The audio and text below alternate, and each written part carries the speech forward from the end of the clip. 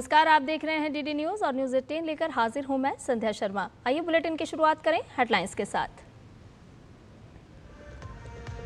आपातकाल के 50 साल पूरे, संविधान हत्या दिवस पर पीएम मोदी ने बताया इसे देश के लोकतांत्रिक इतिहास का सबसे काला अध्याय। लोगों से की उस वक्त से जुड़े अनुभव साझा करने की अपील।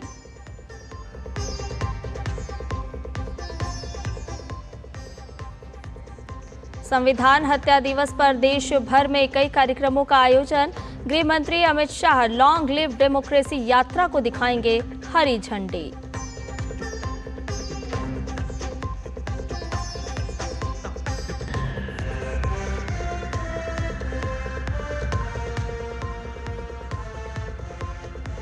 रक्षा मंत्री राजनाथ सिंह चीन के किंगदाओ में एससीओ रक्षा मंत्रियों की बैठक में होंगे शामिल।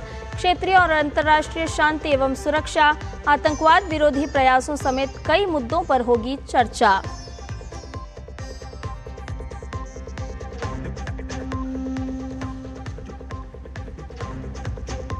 ऑपरेशन सिंधु के तहत 282 भारतीयों का एक और जत्था स्वदेश लौटा।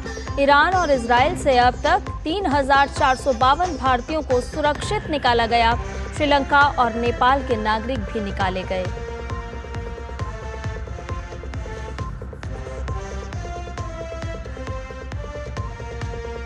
ईरान के परमाणु ठिकानों को तबाह करने में अमेरिकी हमले रहे नाकाम। शुरुआती अमेरिकी खुफिया आकलन में जानकारी आई सामने। व्हाइट हाउस ने इस आकलन को बताया पूरी तरह से गलत।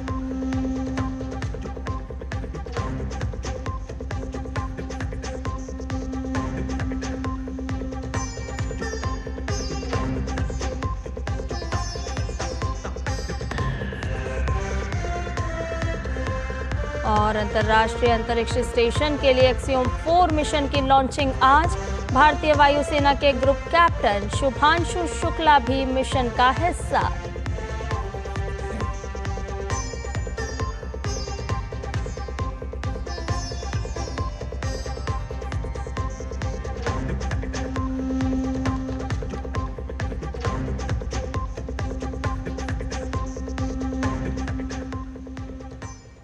और आइए अब बुलेटिन की करते हैं शुरुआत। 25 जून 1975 को घोषित आपातकाल के आज 50 साल पूरे हो रहे हैं।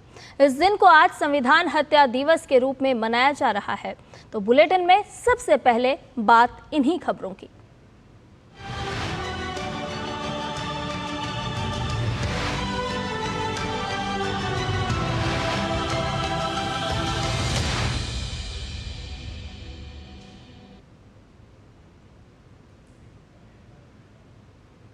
आज से 50 साल पहले इस देश पर थोपी गई इमरजेंसी हमारे लोकतंत्र और संविधान पर एक कलंक की तरह है।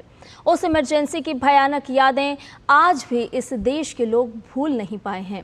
तो आइए आपको बताते हैं इमरजेंसी के दौरान प्रधानमंत्री नरेंद्र मोदी ने एक स्वयंसेवक के रूप में किस तरह से इंदिरा गांधी की तानाशाही के खिलाफ अभियान चलाया था।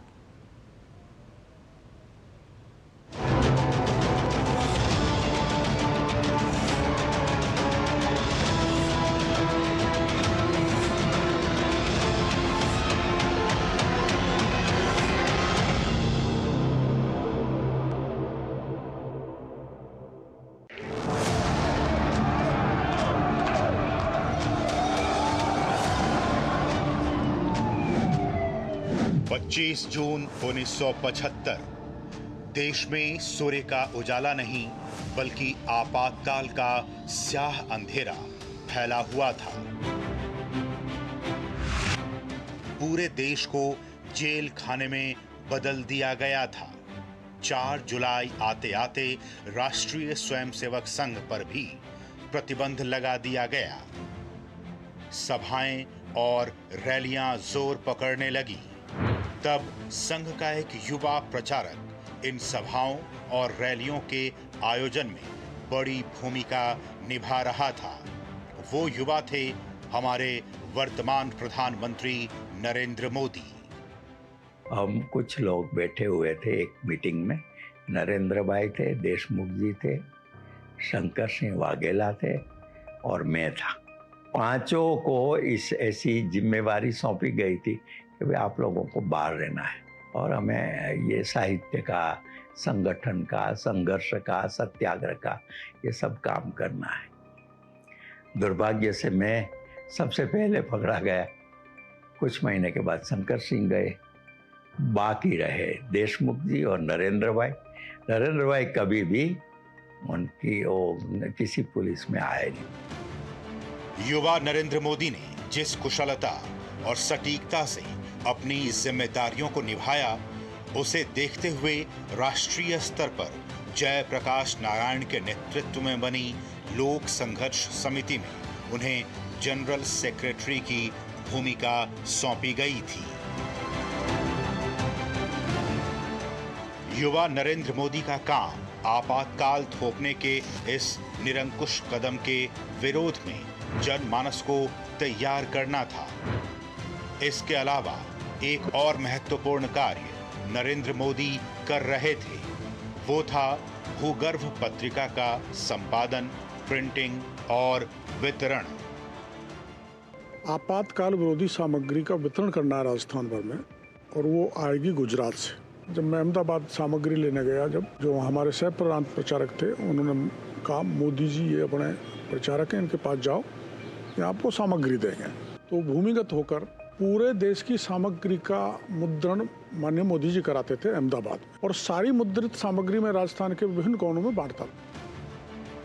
पुलिस हर जगह नरेंद्र मोदी की तलाश में छापे मार रही थी, लेकिन नरेंद्र मोदी वेश बदलने में निपुण थे। कभी साधु तो कभी सरदार बनकर अपना काम करते रहे। इस दौरान गिरफ्तारी से बचने के लिए खुद को बटुक भाई बना लिया। यही वजह रही कि पूरी इमरजेंसी के दौरान नरेंद्र मोदी पुलिस के हाथ नहीं आए। मैं घर पे बैठा था तो एक आदमी आया, उसने मुझे ये बोला कि आपको कोई सरदार जी मिलने आए हैं और आरएसएस के शाखा कार्यालय पे खड़े हैं। मैंने उनको बोला कि भाई मैं आप सरदार जी के बेस में और मैं आपको पहचानता भी नहीं हूँ। तो उसने जो आरएसएस की जो शाखा में जो प्रार्थना गाते हैं, नमस्ते सदा वत्सले मातृभूमि, वो पूरी प्रार्थना उन्होंने मुझे गा के सुनाई।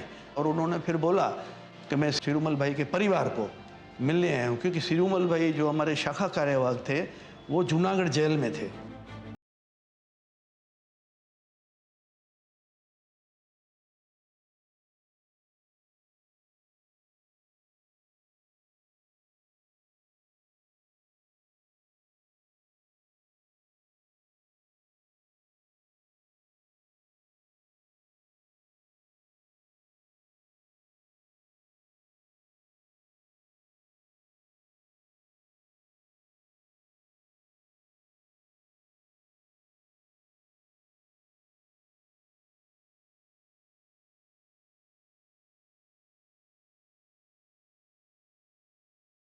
अनुभवों को याद रखे, इसलिए इन्हीं अनुभवों को प्रधानमंत्री नरेंद्र मोदी ने तब गुजराती भाषा में संघर्ष मां गुजरात के नाम से कलमबद्ध किया था। राष्ट्र निर्माण का एक और यज्ञ पूरा हुआ, लेकिन इमरजेंसी की आग में तपकर कुंदन बने नरेंद्र मोदी जैसे हजारों देशभक्तों को चैन कहां था। वे फिर निकल पड़े नई जिम्मेदारियां लिए, फिर निकल पड़े नई राह पर आत्मनिर्भर और विकसित भारत के निर्माण की ओर।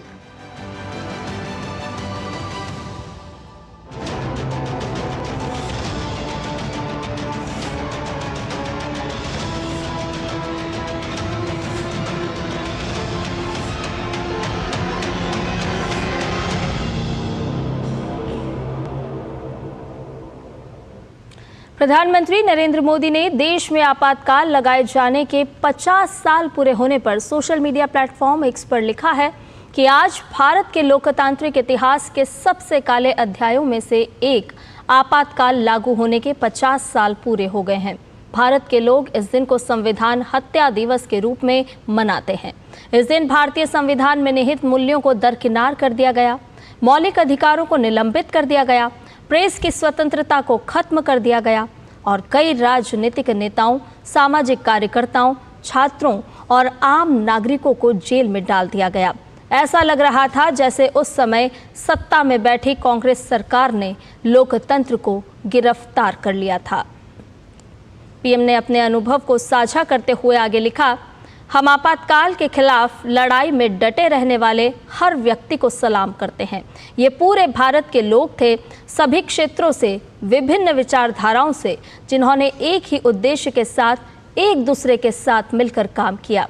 भारत के लोकतांत्रिक ताने बाने की रक्षा करना और उन आदर्शों को संरक्षित करना जिनके लिए हमारे स्वतंत्रता सेनानियों ने अपना जीवन समर्पित किया।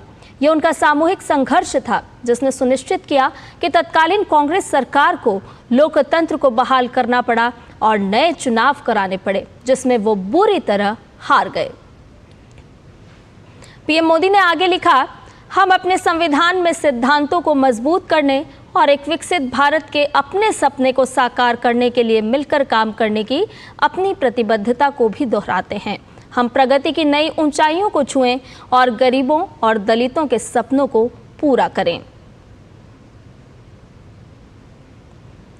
पीएम ने आगे लिखा, जब आपातकाल लगाया गया था तब मैं आरएसएस का युवा प्रचारक था।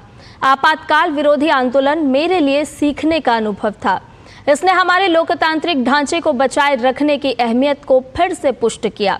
साथ ही मुझे उस वक्त के विभिन्न राजनीतिक स्पेक्ट्रम के लोगों से बहुत कुछ सीखने को मिला।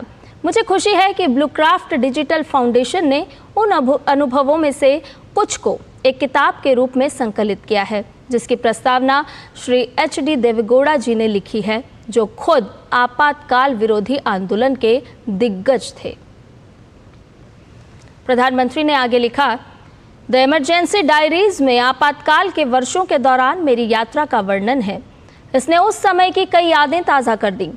मैं उन सभी लोगों से अपील करता हूं जो आपातकाल के उन काले दिनों को याद करते हैं या जिनके परिवारों ने उस दौरान कष्ट झेले हैं, वे अपने अनुभवों को सोशल मीडिया पर साझा करें। इससे युवाओं में 1975 से 1977 तक के शर्मनाक समय के बारे में जागरूकता पैदा होगी।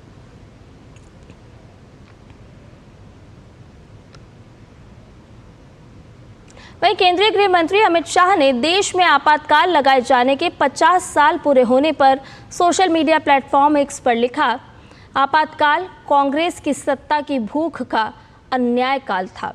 25 जून 1975 को लगे आपातकाल में देशवासियों ने जो पीड़ा और यातना सही, उसे नई पीढ़ी जान सके, इसी उद्देश्य से मोदी सरकार ने इस दिन को संविधान हत्या दिवस का नाम दिया। ये दिवस बताता है कि जब सत्ता तानाशाही बन जाती है तो जनता उसे उखाड़ फेंकने की ताकत रखती है। आपातकाल कोई राष्ट्रीय आवश्यकता नहीं, बल्कि कांग्रेस और एक व्यक्ति की लोकतंत्र विरोधी मानसिकता का परिचायक था। प्रेस की स्वतंत्रता कुचली गई, न्यायपालिका के हाथ बांध दिए गए और सामाजिक कार्यकर्ताओं को जेल में डाला गया। देशवासियों ने सिंहासन खाली करो का शंखनाद किया और तानाशाही कांग्रेस को उखाड़ फेंका। इस संघर्ष में बलिदान देने वाले सभी वीरों को भावपूर्ण श्रद्धांजलि।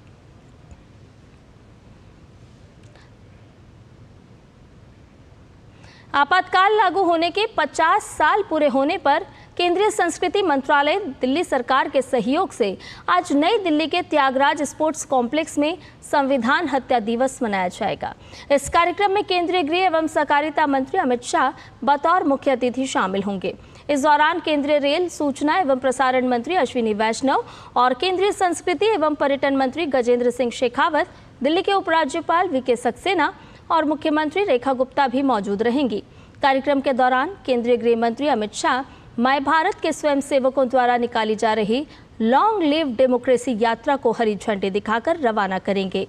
ये यात्रा संवैधानिक मूल्यों, लोकतांत्रिक अधिकारों और आपातकाल से मिले सबक के बारे में जागरूकता फैलाने के लिए पूरे देश में यात्रा करेगी। साथ ही संस्कृति मंत्रालय हर राज्य और केंद्र शासित प्रदेश में 50 प्रमुख स्थानों पर लॉन्ग लिव डेमोक्रेसी प्रदर्शनी के शुभारंभ का समन्वय भी कर रहा है, जो आने वाले हफ्तों में जनता के लिए खुली रहेंगी। न्यूज़ 10 में फिलहाल वक्त एक छोटे से ब्रेक का, जल्द हाजिर होते हैं। सस्ते वाले दाल मसाले स्वाद हुआ बेकार। MDH की हल्दी मिर्ची धनिया करे कमाल। ये रंग दे, ये खुशबू दे, ये तीखा, ये कम पड़े। क्या निराला MDH मसाला।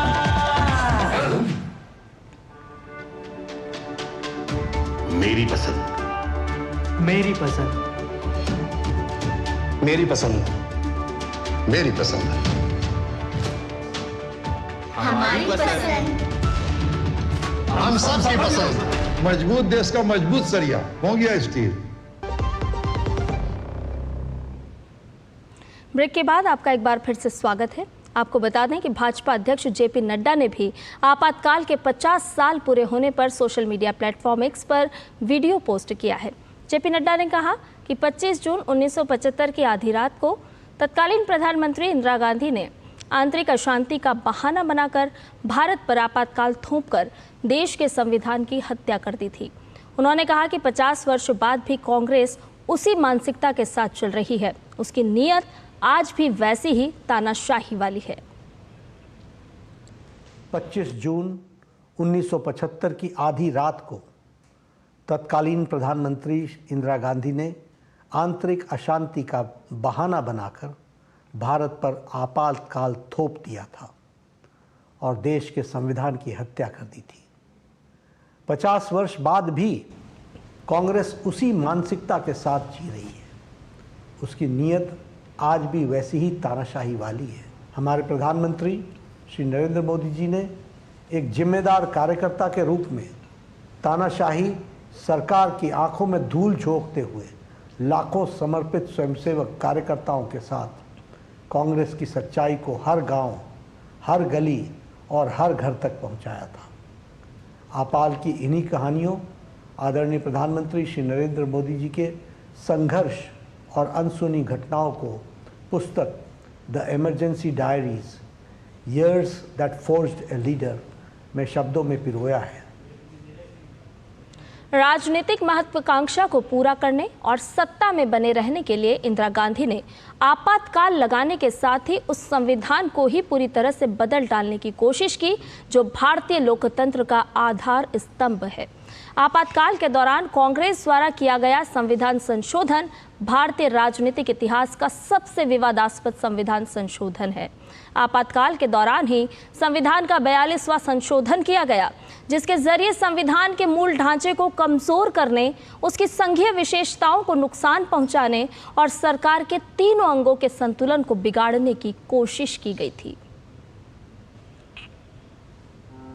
आपातकाल और इसको लागू करने को लेकर भारतीय संविधान में अलग से प्रावधान किया गया है। भारतीय संविधान के भाग 18 में अनुच्छेद 352 से लेकर 360 के बीच आपातकाल की चर्चा की गई है। 1975 में तत्कालीन प्रधानमंत्री इंदिरा गांधी ने आपातकाल लागू करने का फैसला किया। आपातकाल में संविधान में शामिल आपातकालीन शक्तियों का बहुत अधिक दुरुपयोग किया गया। आपातकाल लागू करने के बाद संविधान में ऐसे संशोधनों का दौर शुरू हो गया जिन्होंने भारतीय गणतंत्र की आत्मा को ही बदल कर रख दिया। आपातकाल को समय की जरूरत बताते हुए इंदिरा गांधी ने उस दौर में लगातार कई संविधान संशोधन किए। जुलाई 1975 में 38वें संविधान संशोधन के जरिए न्यायपालिका से आपातकाल की न्यायिक समीक्षा करने का अधिकार छीन लिया गया।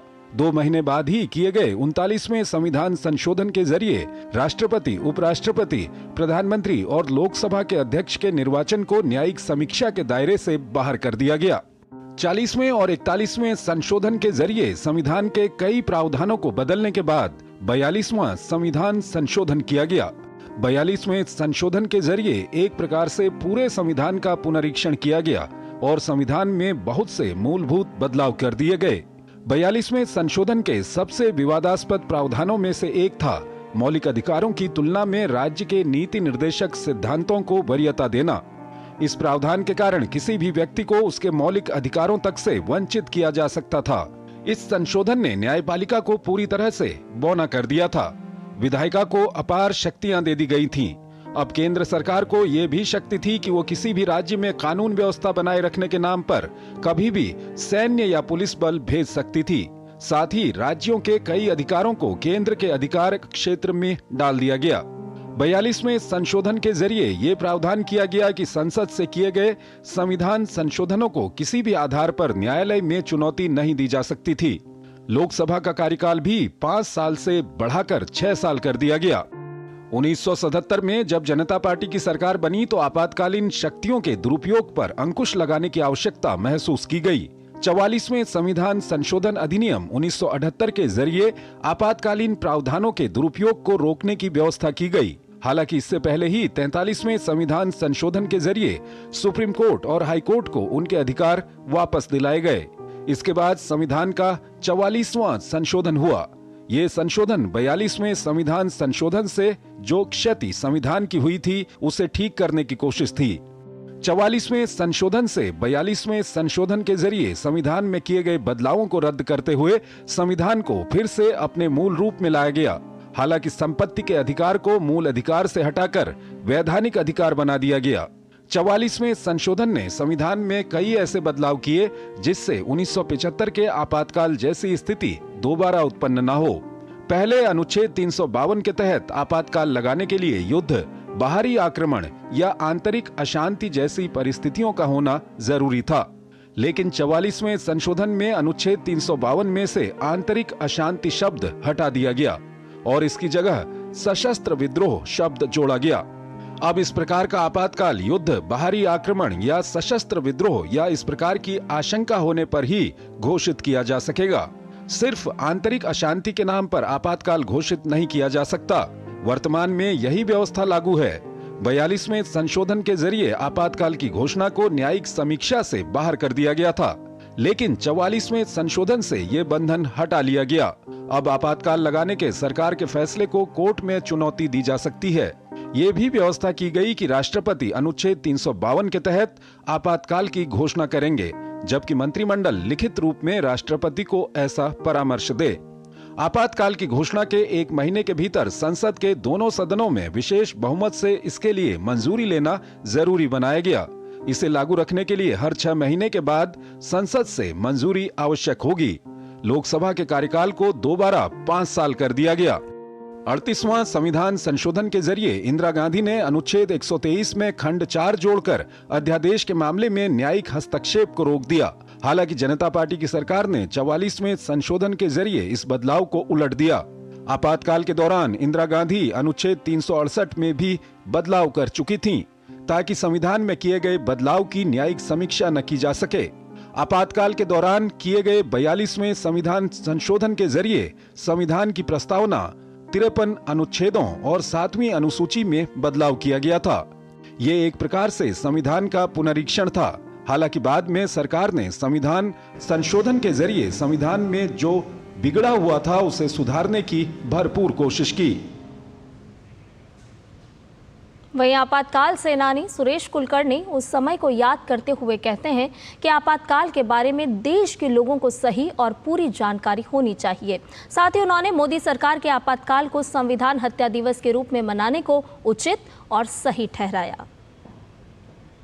तानाशाही है, ये कुछ मात्रा में लोगों को भी पता है, लेकिन सही मात्रा में मालूम नहीं। उस समय जो लोकशाही के अंतर्गत समाज चल रहा था, लेकिन जयप्रकाश आंदोलन, उस समय जो घटनाएं चली, उसके कारण देश पर आपातकाल लगाया गया। यानी संघ को बंद कर दिया, जो बोलने वाले लोग हैं उनको बंद कर दिया, इंदिरा गांधी का नाम लिया तो भी जेल में जाना पड़ता था। तो ये तो सीधा सीधा संविधान की हत्या ही है, ऐसा मैं मानता। तो इस प्रकार की जो स्थिति में देश में बनी थी, तो ये सबके सामने आनी चाहिए। इसलिए इस प्रकार का जो दिन मनाने का तय किया है, इसलिए मैं सरकार का बहुत बहुत धन्यवाद देता हूँ। वहीं आपातकाल सेनानी अरुण वशिष्ठ ने आपातकाल के बारे में कहा कि प्रधानमंत्री इंदिरा गांधी ने भारतीय लोकतंत्र पर काला धब्बा लगाया था और भविष्य में संविधान की मूल भावना कुचलने की इस तरह की कोई दोबारा हिम्मत नहीं कर पाएगा। इमरजेंसी जो अब कहिएगा 47 से लेकर अब तक इमरजेंसी को अब 50वां साल है, लेकिन उससे पहले जो लगभग 27-28 साल, जो 77-78 साल के भारतीय लोकतंत्र के इतिहास का सबसे काला दिन, काला अध्याय है। और इस लोकतंत्र जो हम दुनिया के सबसे बड़ा लोकतंत्र कहलाते हैं, उस पर एक बड़ा धब्बा तत्कालीन प्रधानमंत्री इंदिरा गांधी ने लगाया और ऐसा धब्बा, एक ऐसा लोकतंत्र की हत्या का ये कुत्सित प्रयास न भूतो न भविष्यति, आगे आने वाले समय में कोई इसकी हिम्मत नहीं कर सकेगा।